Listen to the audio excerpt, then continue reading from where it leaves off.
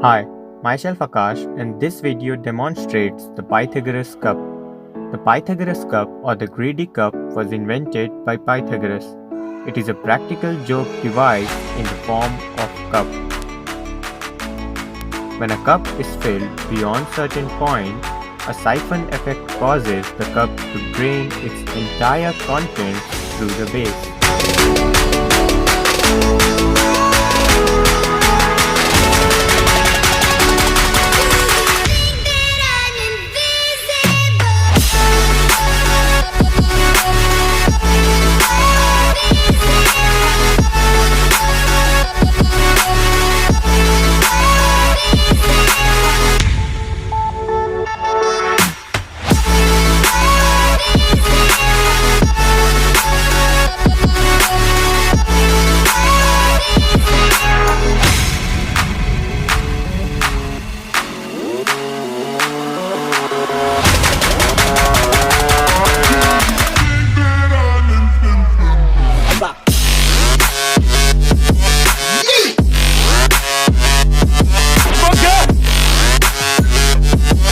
Yeah.